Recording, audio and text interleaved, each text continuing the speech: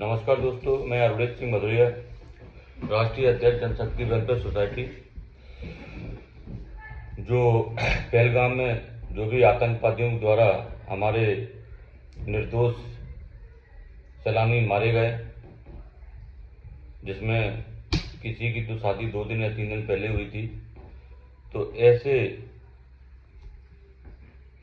जो कृत्य किए गए हैं आतंकवादियों द्वारा, और आतंकवादी किस समाज से आता है दुनिया जानती है, इसमें बोलने की आवश्यकता नहीं। जहाँ पर भी आतंकवादी, चाहे वो यूएसए में अटैक करे, ब्रिटेन में करे, भारत में करे, या जहाँ भी करता है, वो किस समाज से है सभी को पता है। इसलिए लोग ये कह रहे हैं कि हमको टारगेट किया जा रहा है, मुस्लिम समाज को, इस्लाम को टारगेट किया जा रहा है। हम इस्लाम को टारगेट नहीं कर रहे हैं, हम आतंकवादियों को टारगेट कर रहे हैं। और अगर आतंकवादी इस्लाम से आते हैं तो आप कुछ भी समझ सकते हैं। तो सबसे पहले तो मैं भारत सरकार की उस कदम की तारीफ करूंगा जिसमें उन्होंने जो हमारी सिंध संधि है उसको उन्होंने रोक करके पानी रोका, और ये पानी रुकना भी चाहिए, तभी जाकर के पाकिस्तान को कुछ सुधार समझ में आएगा।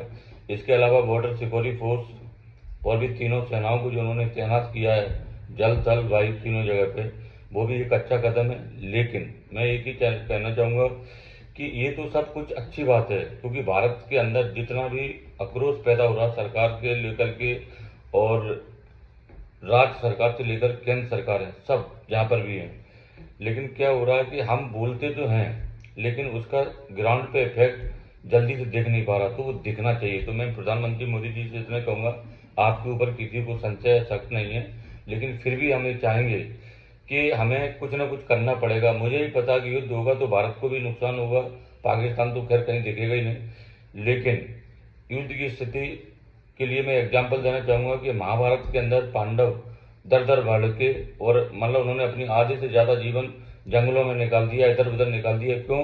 क्योंकि उन्होंने राजी से कुछ चीज़ मांगी, उनको दी नहीं गई।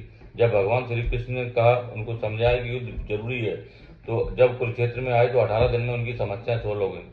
तो ये आज हमारी आवश्यकता बन गई है कि कहीं न कहीं मैं भारत देश के सरकार को केवल इतनी कहना चाहूँगा कि जो हम भूल रहे हैं वो ग्राउंड पे अब आना चाहिए।